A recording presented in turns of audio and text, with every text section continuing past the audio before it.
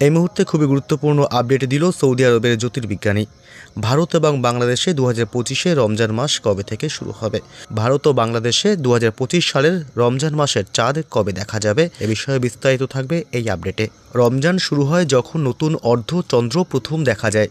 যেহেতু নতুন চাঁদ দেখার সময় বিভিন্ন অঞ্চলে পরিবর্তিত হয়, তাই অঞ্চলের ওপরে নির্ভর করে রমজানের তারিখ কিছুটা আলাদা হতে পারে। রমজান মাসকে ইসলামী হিজরি বা চন্দ্র ক্যালেন্ডারের সবচেয়ে পবিত্র মাস হিসেবে বিবেচনা করা হয়ে থাকে। মুসলমানরা দৃঢ়ভাবে বিশ্বাস করে যে এই মহিমান্বিত মাসেই প্রধান দূত গ্যাব্রিয়েল স্বর্গ থেকে নেমে এসে নবী মুহাম্মদের কাছে বার্তা প্রকাশ করেছিলেন। রমজান মাসে মুসলমানদের উপবাসের মাধ্যমে ঈশ্বরের কাছে তাদের আধ্যাত্মিক এবং শারীরিক আত্মসমর্পণের স্তরকে উন্নত করতে হবে।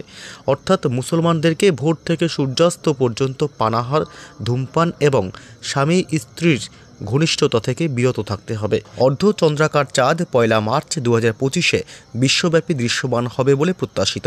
রমজান শুরু হয় যখন নতুন অর্ধচন্দ্র প্রথম দেখা যায়।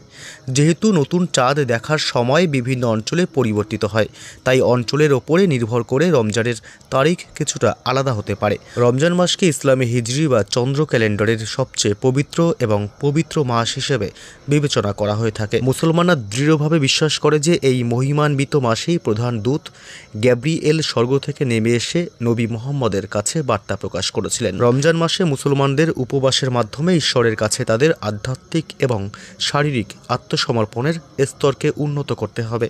অর্থাৎ মুসলমানদেরকে ভোর থেকে সূর্যাস্ত পর্যন্ত পানাহার, ধূমপান এবং স্বামী স্ত্রীর ঘনিষ্ঠতা থেকে বিরত থাকতে হবে। অর্ধচন্দ্রাকার চাঁদ 1 মার্চ 2025-এ বিশ্বব্যাপী দৃশ্যমান হবে বলে প্রত্যাশিত।